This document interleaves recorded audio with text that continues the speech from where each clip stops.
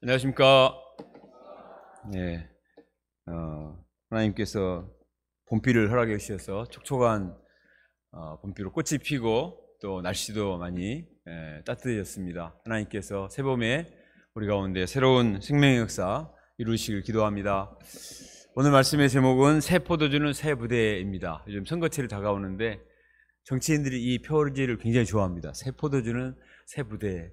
이 말씀의 의미가 뭔지는 모르고 새라는 말에 무조건 자기들이 새로운 인물을 뽑아주면 자기들이 새롭게 할 것이다 이렇게 기대하고 말을 인용을 하는데, 그러나 이 말씀에는 정말 놀라운 비밀들이 담긴 주님의 보배로운 말씀입니다. 오늘 이 말씀이 우리 마음에 깊이 심겨줄 수 있기를 바랍니다.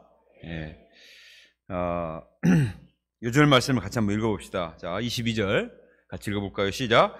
새 포도주를 낡은 가죽 부대에 넣는 자가 없나니 만일 그렇게 하면 새 포도주가 부대를 터뜨려 포도주와 부대를 버리게 되리라. 오직 새 포도주는 새 부대에 넣느니라 하시니라.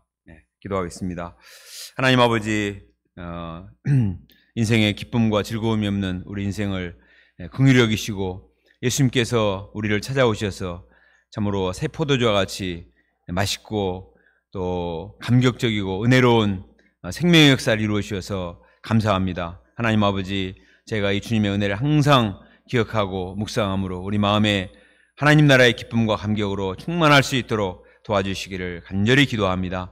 또 기쁨이 없는 세상 가운데 헛된 쾌락을 추구하는 인생들 속에 참 이제 새 포도주와 같은 예수님을 우리가 묵상하고 또 이 복음을 십자가의 복음과 부활의 복음을 열심히 증거해서 생명의 세계로 인도할 수 있도록 은혜 덧입혀 주시기를 간절히 기도합니다. 하나님 아버지, 이 시간에도 주님께 찾아오셔서 저희들의 마음문을 열어주시고 말씀을 깨닫게 하시고 또 말씀의 깊은 세계로 들어가서 말씀의 감격을 체험하는 복된 시간이 될 수 있도록 축복해 주시기를 간절히 기도합니다.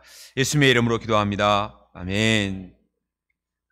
오늘 말씀은 예수님께서 예수님이 이루시는 역사에 또 예수님이 주시는 말씀의 성격이 어떤 것인가 하는 것을 가르쳐 주시는 말씀입니다. 이 예수님의 말씀, 또 예수님의 가르치심, 예수님이 하시는 역사는 기존의 어떤 것과도 비교할 수 없는 너무나 신선하고 또 감동적이고 역동적이고 아주 파격적인 이런 생명의 박진감 있는 역사가 이루어지고 있다는 사실을 비유를 통해서 말씀을 해주십니다.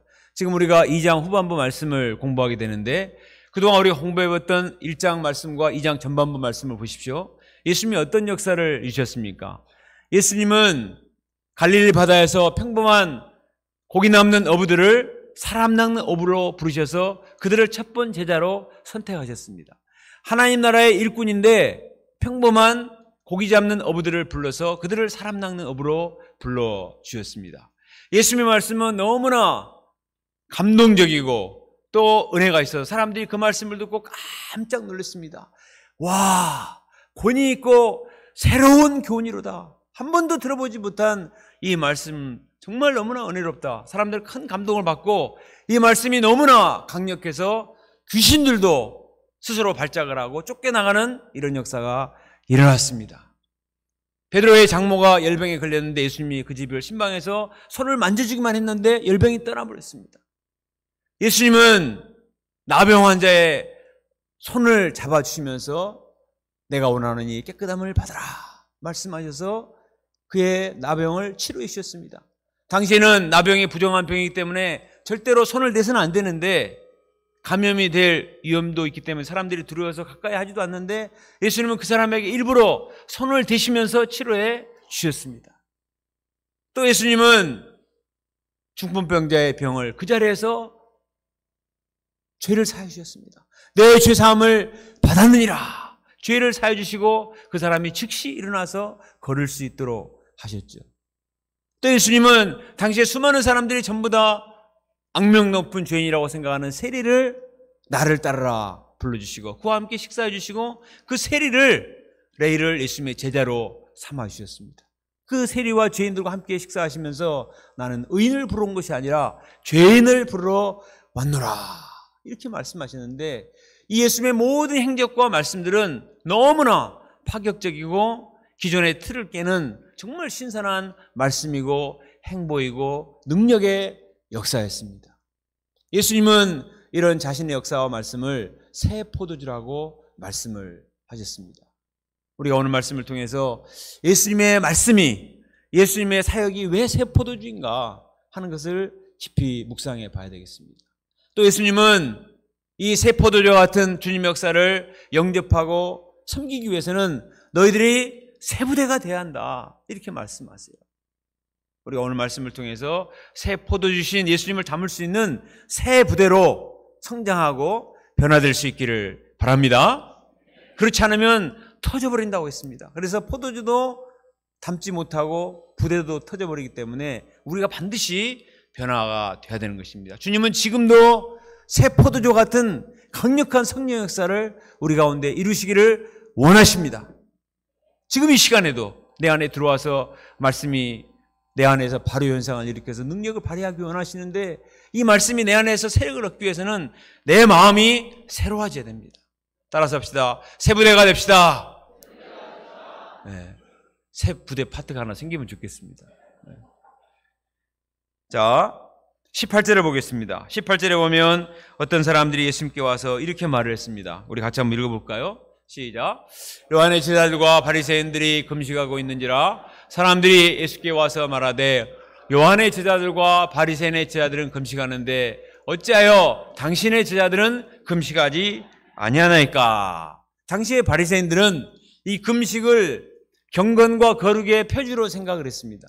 바리새인들은 일주일에 2번씩 금식했는데 이것이 의리화되어서 이것을 하는 자기들은 경건하고 의로운 사람들이고, 이렇게 하지 않는 사람은 경박하고 거룩하지 못한 사람들이다, 이렇게 생각을 하고 있었어요. 그런데 예수님의 제자들을 보니까 도통 금식하는 걸 볼 수가 없어요. 항상 그 사람들은 배가 고프고 먹기에 바빴습니다. 일주일 내내 잔치만 하는 것 같아요. 월요일은 누구 죄인의 집에 초청받아서 가고, 화요일은 누구 세리와 식사하고, 수요일은 누구 탕자가 돌아왔다 가서 먹고 마시고, 목요일은 외지 신방 간다고 먹고, 금요일은 장막팀 식사 초대했다고 하고, 토요일은 스피릿 사커팀 모여서 한다고 식사하고, 계속 잔치만 하는 것입니다. 그래서 마태복음 11장 19절에 보면 바리새인들은 말하기를 예수님의 제자들은 먹기를 탐하고 포도주나 즐기는 천박한 자들이다, 이렇게 말했습니다. 도대체 금식도 하지 않고 경건 생활도 하지 않고 너무나 수준이 낮은 사람이다, 이렇게 비판을 했습니다. 자, 여기에 대해서 예수님이 뭐라고 말씀하시는지 우리 19절 말씀을 같이 읽어봅시다. 19절. 자, 시작. 예수께서 그들에게 이르시되 혼인집 손님들이 신랑과 함께 있을 때 금식할 수 있느냐? 신랑과 함께 있을 동안에는 금식할 수 없느니라. 예수님은 우리의 신앙생활을 혼인잔치에 비유를 하셨습니다. 혼인잔치는 정말 즐거운 날이죠. 결혼을 하는 당사자들, 신랑 신부에게는 이 혼인잔치가 인생에서 최고로 기쁘고 즐거운 날입니다. 그래서 시골에서 구식 결혼을 할 때는 그 사람의 신분이 어떤 사람이든 간에 왕과 왕비가 입는 그 옷을 입혀줘요. 적어도 그날만큼은, 옛날에는 신분제도도 막 있었잖아요. 낮은 신분에 있는 사람도 그 결혼한 날만큼은 네가 왕이다, 네가 왕비다, 그렇게 옷을 입혀주고 다 축복해주고 다 기뻐합니다. 그만큼 혼인이라는 것은 기쁜 것이죠. 뿐만 아니라 그 가족들, 친구들, 모든 사람들이 다 기뻐, 행복하고 기뻐합니다. 우리 UBF에서도 결혼식 있으면 너무나 행복한데 요즘 결혼식이 별로 없어가지고 별로 기쁠 일이 좀 없습니다. 제가 올해 5팀의 결혼식을 이룰 수 있도록 기도를 하고 있습니다. 제가 최근에 선교지와 다른 센터에 결혼 3팀을 성사를 시켰는데 우리 센터는 이상하게 안 돼요. 뉘즈로 인함인지 모르겠습니다. 우리의 신앙생활은 혼인잔치와 같습니다. 죄인들이 예수님 만나 죄사함 받고 거듭날 때 혼인잔치와 같이 너무나 기쁩니다. 2주 전에 과기원 말씀잔치 때도 그랬고, 지난주 우리 교회에서 있었던 말씀잔치도 너무나 기쁘고 감격스러웠습니다. 우리가 과거에 죄의 노예였잖아요. 죄의 노예였는데 말씀의 은혜를 받고 그리스도의 신부가 되었습니다. 죄의 노예였는데, 죄의 종이었는데 우리가 거듭나서 그리스도의 신부가 되었다 하는 것은 얼마나 기쁘고 행복한 일입니까? 수양회 때나 말씀잔치에 처음 온 분들은 하나같이 말합니다. 분위기가 너무 좋아요. 너무 밝고 좋아요. 다들 왜 이렇게 많이 웃는지 모르겠어요. 다 천사들 같아요. 이렇게 말합니다. 다 동의하시죠? 생명의 잔치, 말씀잔치는 이렇게 기쁘고 즐겁습니다. 지난 말씀잔치에 한 양이 처음 왔는데 일어나서 소감 발표를 하니까 너무 자기가 감동을 받아서 눈물을 흘렸대요. 처음 온 양이 자기가 감동을 받아서 눈물을 흘렸다고 했습니다. 근데 저도 그때 수요일 날 정말 눈물이 나오더라고요. 야, 최근에 정말 영화로라도, 가짜인 건 영화로라도 보고 눈물을 흘린 적이 별로 없는데 참 이 살아있는 우리 목자님들과 우리 형제 자매님들의 인생 소감을 들으니까 얼마나 감동적입니까? 이처럼 우리가 예수님을 만나서 주님과 교제하는 삶은 혼인잔치와 같은데 예수님과 함께 있으면서 금식하면 되겠는가? 결혼식에 와가지고 저 금식 중인데요. 오지 말지. 식당에 오지 말지. 그냥 딱 서가지고 금식 중이다 그러면 얼마나 부담스럽습니까? 우리가 주님과 만나서 기뻐할 때는 같이 기뻐하고 즐거워해야 되고 또 다른 사람의 기쁨에 참여해야 됩니다. 그러나 예수님도 말씀하셨어요. 신랑을 빼앗길 날이 올으니 그때는 금식할지니라. 예수님이 십자가에 못 박히시면 그때는 제자들도 금식하고 예수님의 고통에 참여를 해야 돼요.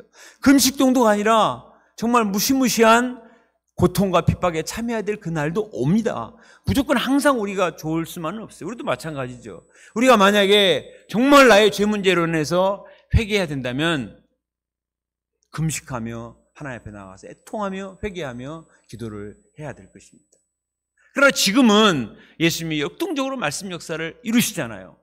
병도 치료하시고 귀신도 쫓아내시고 은혜로운 말씀도 하시고 죄인들과 함께 먹고 마시고 죄인들을 다 영접하시고 이런 은혜로운 잔치가 이루어지고 있기 때문에 여기에 적극적으로 참여하는 것이 옳다 이렇게 말씀을 하고 계십니다.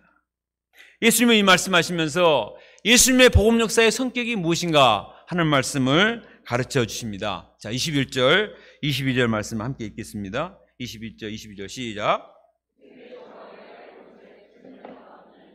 만일 그렇게 하면 기운 새 것이 낡은 그것을 당겨 헤어짐이 더하게 되느니라.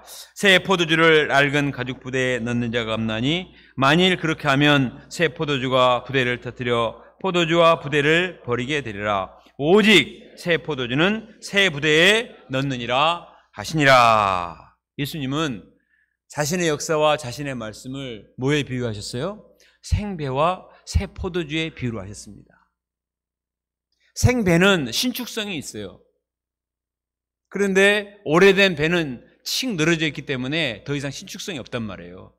그 신축성이 있는 새 배에다가 낡은 옷을 같이 붙여놓으면 그 신축성이 있는 옷감이 낡은 옷을 잡아당겨서 그냥 뜯어지게 된다는 거예요. 그래서 그렇게 하지 않았습니다. 새 포도주는 발효력이 있어서 막 이산화탄소가 나와서 가스가 나와서 점점 팽창한단 말이에요. 그래서 반드시 새 포도주는 신축성이 있는 새 가죽 부대에 넣어야 새 포도주를 감당할 수가 있는데 만약에 늘어질 대로 늘어져 있는 가죽 부대에다가 새 포도주를 넣게 되면 그 팽창력을 감당하지 못하고 터져버립니다. 이제는 우리 선교사님들이 외국에 나가면 부모님들이 자녀들을 사랑해서 얼마나 김치 먹고 싶을까. 그래서 김치를 소포로 부쳐요.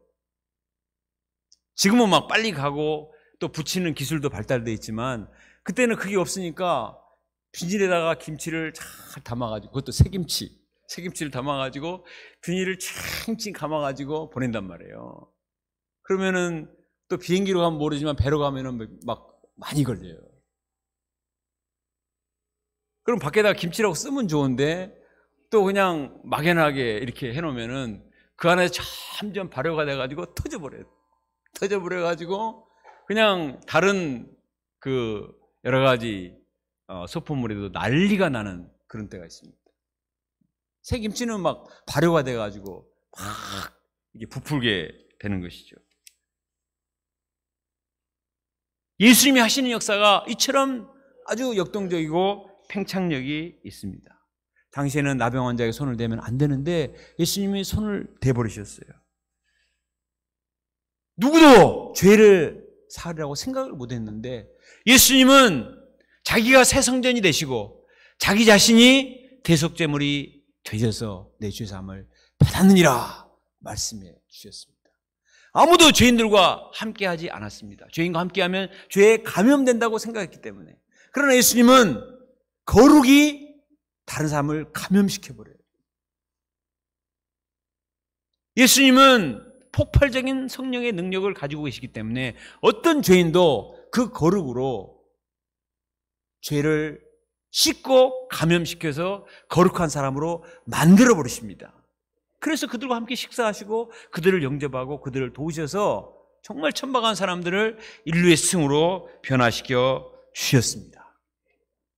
예수님의 역사는 너무나 신선하고 너무나 역동적이고 어떤 틀에도 매이지 않고 또 유연성이 있으면서도 아주 포용력이 있습니다. 사람들의 내면에 그 말씀이 역사하면 혁명적인 변화를 불러일으켜서 이런 영적인 폭발력이 발휘하게 되는 거예요. 우리가 다 이것을 체험을 했죠. 말씀이 내 안에 들어와서 이런 놀라운 변화 역사를 이루어 주셨습니다. 그런데 종교 지도자들은 낡은 가죽 부대와 같아서 낡은 관습과 율법적인 생각에 사로잡혀 있기 때문에 예수님의 역사를 도저히 이해할 수도 없고 용납할 수도 없었습니다. 그러나 예수님의 제자들과 일반 백성들은 부족하지만 배우는 마음이 있어요.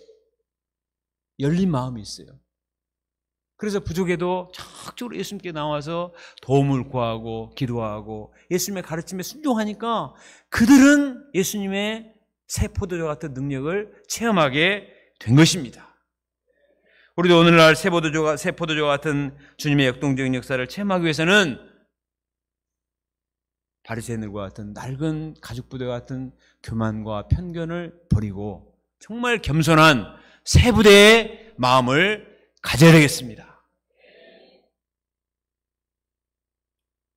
봄학기에 마가복음을 공부한다고 하니까 또 마가복음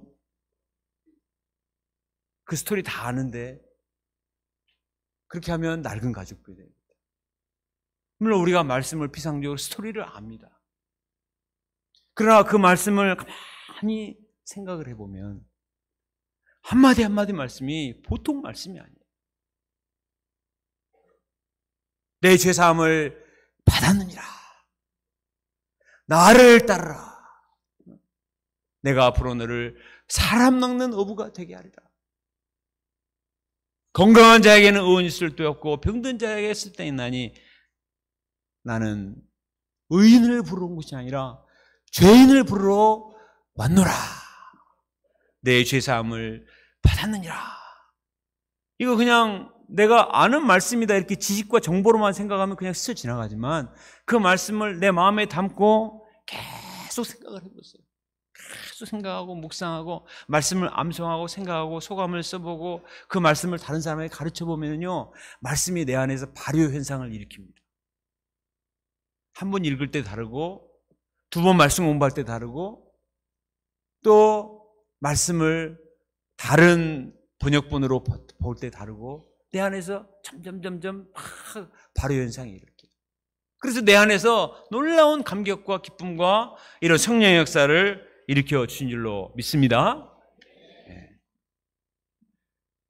저는 이번에 말씀 축제 때 우리 유다니엘 목자의 메시지에도 참 은혜를 많이 받았지만 우리 박철현 형제님과 황현우 형제님 소감을 들으면서 너무 은혜를 많이 받았어요. 야, 요즘도 저렇게 문제의식이 있는 깊이 있는 소감이 나오네. 신세대 양들도 이렇게 깊이 있게 고민을 하고 생각을 하고 또 말씀의 은혜를 받는 것을 보았습니다.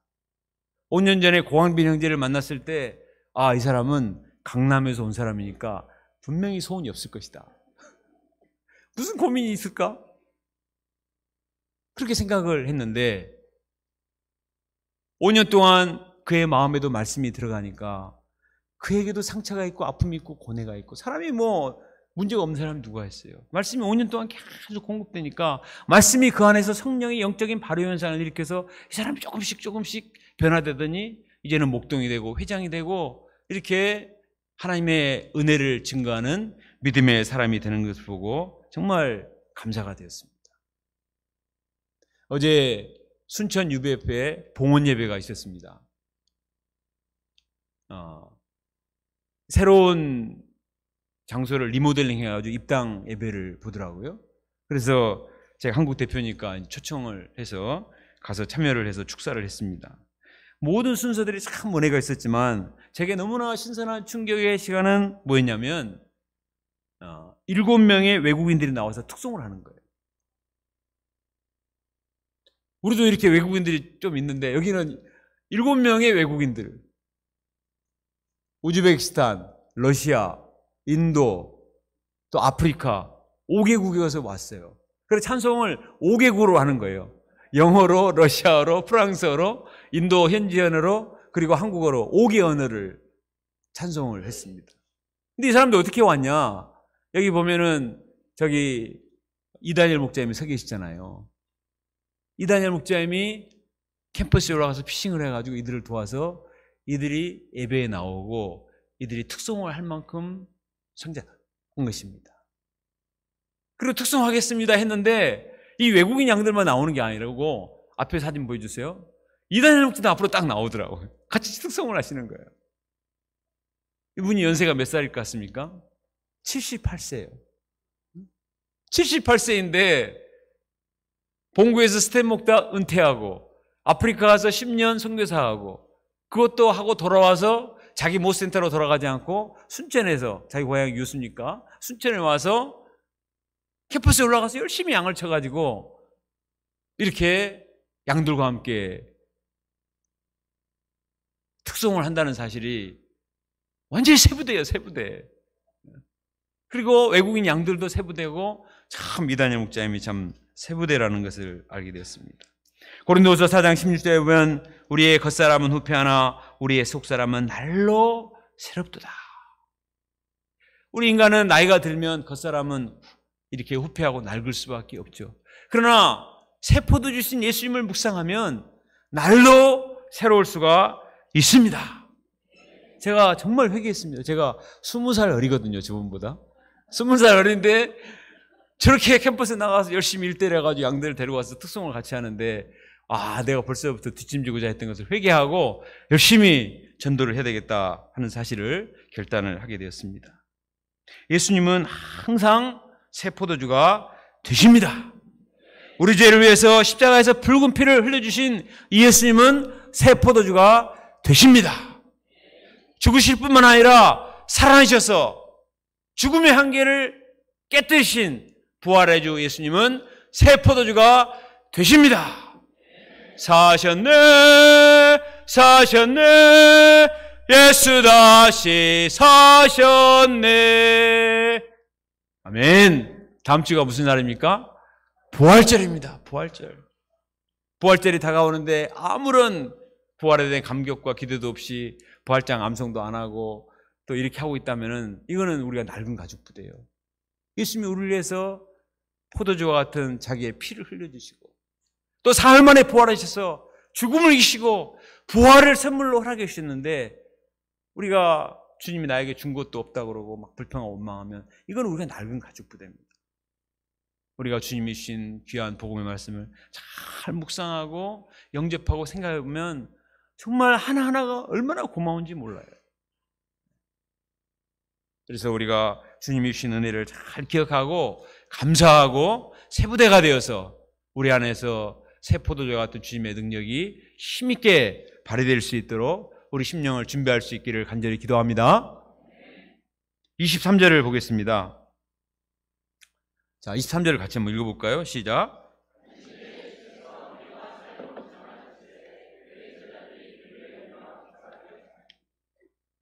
안식일에 예수님께서 밀밭 사이를 지나가실 때 제자들이 배가 고프니까 밀 이삭을 잘라 먹었습니다. 이것을 보고 또 바리새인들이 트집을 잡아요. 보시오, 저들이 어찌하여 안식일에 하지 못할 일을 하나이까? 바리새인들은 남의 밀밭에 밀을 가져갔다 그걸 가지고 말하는 건 아니에요. 율법에 배가 고픈 자들은 그렇게 할 수 있다고 허용을 했어요. 뭘 문제 삼았느냐? 단지 일을 했다는 거예요. 무슨 일을 했느냐? 밀삭을 자르는 추수를 했다. 비벼먹는 풍노지를 했다. 일을 했다는 것입니다. 근데 이게 일입니까? 해석하기 나름이잖아요. 당시에 바리새인들은 안식일에 금지해야 될 조항을 많이 만들었습니다. 명분은 안식일을 거룩하게 지킨다 하기 위해서, 일을 하지 않고 안식일을 거룩하게 지키기 위해서 몇 미터 이상 가지 말고 몇 킬로 이상은 들지 말고 이런 조항들을 많이 만들었어요. 그래서 그것 자기만 지키면 좋은데 그것을 다른 사람한테 강요를 합니다. 특히 미운 사람들은 그것을 강요해서 죄인 취급을 하는 거예요. 그래서 예수님의 제자들이 안식일법을 어긴 죄인이다 이렇게 매도를 했습니다. 이것에 대해서 예수님은 뭐라고 말씀하십니까? 사무엘상 21장에 나오는 다윗의 경우를 들어서 말씀을 하세요. 다윗도 사울에게 쫓기다가 3일 동안 굶어서 죽게 생겼어요. 막 쫓아오고 있는데 이대로 가다가는 분명히 잡혀서 죽는단 말이에요. 다윗이 나쁜 짓을 하다가 이렇게 아히멜렉 제사장에게 와서 요구를 하죠. 제가 너무 배가 고파서 지금 죽게 생겼는데 좀 먹을 걸 달라고. 근데 아히멜렉 제사장이 아무것도 줄 게 없어요. 단지 뭐가 있느냐? 하나님께 드려야 될 진설병만 남아 있습니다. 진설병은 제사장만 제사를 드리고 나서 먹을 수가 있어요. 다윗의 그 병사들은 제사장이 아니잖아요. 진설병 먹으면 돼요, 안 돼요? 안 되지 않습니까? 그런데 아히멜렉 제사장이 그 상황을 알았습니다. 왜 다윗이 저렇게 배고파서 여기까지 왔는가? 사울이 나쁘고 사울이 시기 때문에 죽이려고 하니까 도망왔다는 사실을 알았기 때문에 제사장만 먹일 수 있는 그 진설병을 줍니다. 그래도 문제가 되지 않았어요. 예수님은 이 비유를 들어서, 이 예를 들어서 말씀을 하십니다. 제 아들 안식일이긴 하지만 놀러 다니다가 이렇게 한 것이 아니고 예수님과 함께 열심히 생명보존 역사를 숨기다가 배가 고파서 이렇게 했기 때문에 이것은 죄가 되지 않고 이들을 이해할 만하다 이렇게 변호를 해 주신 것입니다. 그리고 안식일에 대한 바른 해석을 해 주셨어요. 우리 다 같이 27절과 28절을 같이 읽겠습니다. 시작. 또 이르시되 안식일이 사람을 위하여 있는 것이요 사람이 안식일을 위하여 있는 것이 아니니 이러므로 인자는 안식일에도 주인이라. 안식일이 사람을 위해 있는 것이지 사람이 안식일을 위해서 있는 것이 아니다 하는 것입니다. 이 말씀을 잘못 해석하면 사람 인권 중심주의, 인간 중심주의로 해석하라는 말이 아닙니다. 자, 하나님께서 안식일을 왜 주셨는가? 사람이 안식일이 없으면요 인간의 욕심이 많이 없기 때문에 계속 일을 할 것입니다. 자기만 일을 하는 게 아니라요 다른 사람도 일을 시킵니다. 사회적인 약자들, 어린아이들과 부녀자들과 외국인들, 또 말 못하는 짐승들은 계속 일을 시키는 거예요. 하루도 한 시간도 쉼이 없이.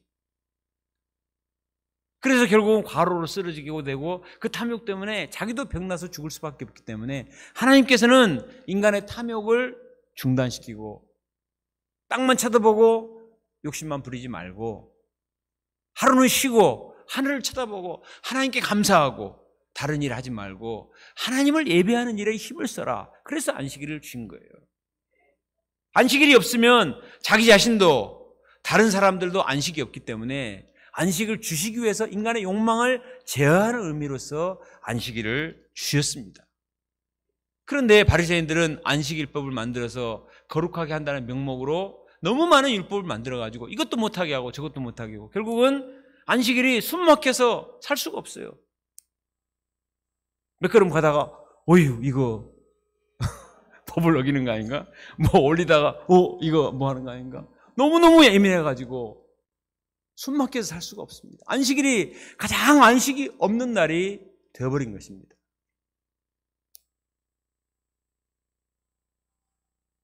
예수님은 안식일에 본래 의미를 가르쳐 주기 위해서 한 사건을 또 일으키셨습니다. 3장 1절부터 6절에 보면 예수님께서 안식일에 회당에 들어가셨는데 한 손 마른 사람이 있었습니다. 2절에 보면 사람들이 예수님을 고발하기 위해서 예수님이 과연 이 사람을 안식일에 고치는가 안 고치는가 살펴보았습니다. 생각해 보세요. 한 손 말라서 장애가 있는 사람은 인생에 무슨 안식이 있겠습니까? 얼마나 고통스러워요. 그러면 참 저 사람을 어떻게 하면 도와줄까? 이런 생각은 전혀 관심이 없어요. 그 사람에게는 관심이 없습니다. 바리새인들은 안식일에 예수님이 일을 하는가 안 하는가, 의료 행위를 하는가 안 하는가, 그것을 봐서 만약에 의료 행위를 하면은 안식일법을 범하는 거니까 이것으로 고발하고자 지켜보고 있었습니다. 이를 아신 예수님이 어떻게 하십니까? 자, 3절과 4절을 같이 읽어보겠습니다. 시작. 예수께서 손 마른 사람에게 이르시되 한가운데 일어서라 하시고 그들에게 이르시되 안식일에 선을 행하는 것과 악을 행하는 것, 생명을 구하는 것과 죽이는 것 어느 것이 옳으냐 하시니 그들이 잠잠하거늘. 하나님이 복 주신 안식일에 불쌍한 한 손 마른 사람을 이용해서 예수님을 죽이고자 하는 것이 옳습니까? 옳지 않습니까? 안식일에 일을 하지 않는 것은 잘 지키지만 자기가 미워하는 사람을 죽이는 것, 이것은 더 상위법인 십계명의 살인죄잖아요. 그것은 생각하지 않아요. 그래서 예수님 말씀하셨습니다. 너희들이 안식일 잘 지킨다고 하는데 안식일에 뭘 해야 되냐? 선을 행하는 것, 악을 행하는 것, 생명을 구하는 것, 죽이는 것 어떤 것이 옳으냐? 너희들이 저 불쌍한 사람 도와주는 선을 행하지도 않고 저 사람 도와주고자 하는 나를 죽이고자 하는 이것이 과연 옳으냐? 그들의 양심에 호소를 하고 계십니다. 그리고 예수님은 일부러 말씀하셨어요. 그 사람에게 한가운데 일어서라, 내 손을 내밀라. 그 사람이 일어섰습니다. 손을 내밀었습니다. 즉시 그 사람의 손이 회복이 되었습니다. 안식이 없이 살아가던 그 사람에게 안식을 허락해 주신 거예요. 안식일 계명 자체가 나쁜 것이 아니고 안식일 법을 잘못 해석한 바리새인들 때문에 일반 백성들이 안식이 없어요. 그래서 예수님께서는 이 사건을 통해서 안식일에 과연 무엇을 해야 되는가? 안식일을 아무것도 안 하고 멍 때리고 있는 것이 선이 아니라는 것입니다. 선을 행하는 것, 생명을 구하는 것, 적극적으로 하나님을 섬기는 것이 안식일의 계명을 지키는 것이다 하는 것을 가르쳐 주셨습니다. 말씀을 많이 알고 율법 지식이 많이 있다고 해서 그 사람이 의로운 사람이 아니에요. 그것을 하나님의 본래 의도를 알고 그 말씀을 잘 따라서 순종하는 것이 중요한 것이, 지식만 많아지게 되면 오히려 위험할 수가 있습니다. 율법의 본질을 알아야 되겠죠. 수년 전에 이런 일이 있었습니다. 인천공항에서 비행기가 이륙을 했어요. 한참 가고 있는데 기내에서 한 아이가 갑자기 문제가 생겨서 잘못하면 죽을 수 있는 그런 심각한 문제가 발생을 했습니다. 목적지까지는 10시간 이상을 더 가야 되는데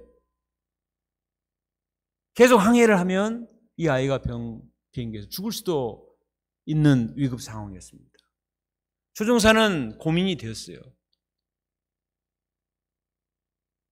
그 비행기 안에는 빨리 가서 무슨 일을 처리해야 될 바쁜 사람들도 물론 있을 것입니다. 원칙으로 하면은 가야 돼요.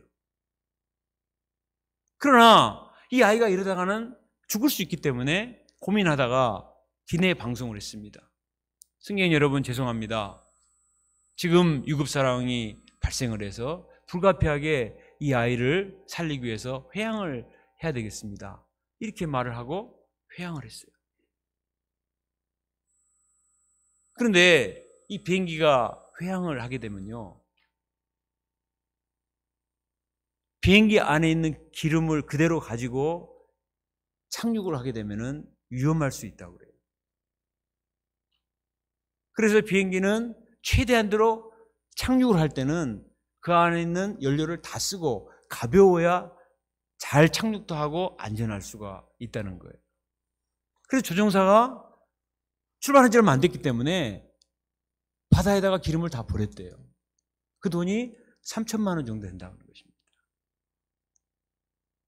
그러나 그 조종사는 그렇게 하고 회항을 해서 그 아이를 빨리 앰뷸런스를 태워서 병원에 가서 살아나게 되었습니다. 생명을 살리는 것은 어떤 율법도 초월하는 것입니다. 어제 순천 UBF 봉헌 예배가 있었는데 우리 조아브라 목자님의 간증을 들으면서 참 은혜를 많이 받았습니다. 이분이 10년 전에 50살에 개척을 시작을 했습니다. 그래서 지난 10년 동안 열심히 정말 진심을 들여서 양들을 섬겼는데 양들이 왔다가 대부분 그냥 가버렸어요.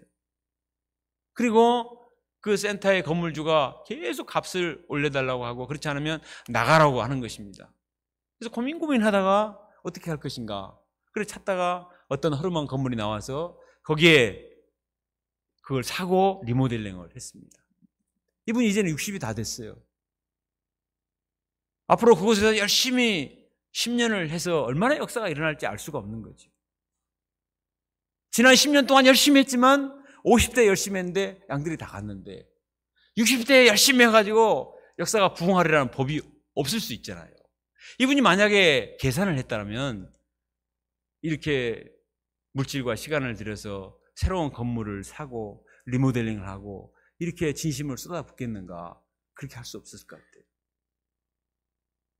그러나 이분은 정말 몇 사람이지만 그 남아있는 양들을 돕기 위해서 건물을 사고 리모델링을 하고 영적 환경을 이루어서 마침내 어제 봉헌 예배를 보게 된 것입니다. 그런데 하나님께서 신기한 방법으로 물질을 채워주시고 정말 은혜로운 그 봉헌 예배를 하는 것을 제가 보고 큰 은혜를 받았습니다. 우리가 율법적으로 계산을 하고 원칙을 따지게 되면은 우리 성사님들이나 우리 목자님들의 헌신과 희생은 너무나 무모한 거예요. 그렇죠? 이렇게까지 할 필요가 있는가? 그러나 예수님께서 오늘 가르쳐 주신 말씀을 잘 생각해 봅시다. 안식일에 선을 행하는 것과 악을 행하는 것, 생명을 살리는 것과 죽이는 것, 어떤 것이 옳으냐? 오늘 이 시간 주님이 오신다면 우리에게 무슨 말씀을 하실까요? 내가 이렇게 열심히 목자 생활하고 헌신을 해서 과연 몇 사람이나 제자를 세울 수 있겠습니까? 지금까지 한 것을 생각해 보면 앞으로도 크게 대단할 것 같지 않을 수가 있어요.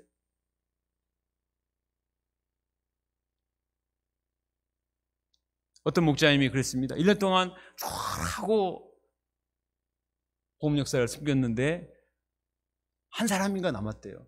그래서 1년 동안 쏟아부은 모든 예산을 계산해 보니까 수천만 원이 되더랍니다. 이게 과연 경제적인가? 분명히 경제적인 가치는 없다고 볼 수 있죠. 그렇지만 이런 헌신과 수고를 통해서 한 사람이 살아난다면 그것은 허비가 아닙니다. 그리고 한 사람이 없을 수도 있어요. 그러나 주님이 받으십니다. 우리가 뿌린 씨가 언젠가는 싹이 납니다. 예수님도 우리를 위해서 무조건적으로 조건 없이 자기의 생명을 십자가에 내어주셔서 우리에게 사랑을 베풀어 주셨다면 우리도 이 예수님의 포도주와 같은 사랑으로 말미암아 변화되고 새로운 사람이 되었다면 이제는 우리도 세부대가 되어서 예수님과 같은 그런 스피릿으로 주님의 말씀에 순종하고 한 영혼을 돌보는 이 시대에 세부대들이 될 수 있기를 간절히 기도합니다. 예수님의 말씀과 사역은 항상 새 포도주입니다. 그래서 결코 예측을 할 수가 없고 인간적으로 따질 수가 없고 산술적으로 계산할 수가 없어요. 너무나 역동적이고 너무나 감격적이고 너무나 unbelievable, unexpectedly 예상할 수 없는 우리가 도저히 믿을 수 없는 역사들을 주님이 지금도 이루고 계십니다. 이처럼 역동적인 주님의 역사를 기대하고 소망하면서 우리가 낡은 가죽부대와 같은 인간적인 바리새인 같은 마음을 버리고 겸손하게 배우고 순종하고 예수님 말씀에 잘 따라서 주님이 내 안에서 우리 교회 안에서 정말 새 포도주와 같은 역동적인 생명 역사를 이룰 수 있도록 환경을 이루는 제가 될 수 있기를 간절히 기도합니다. 이 새 포도주와 같은 놀라운 감격과 기쁨이 우리 각자와 우리 가정과 우리 교회 가운데 충만히 일어나는 올해 역사가 될 수 있기를 간절히 기도합니다. 기도드리겠습니다.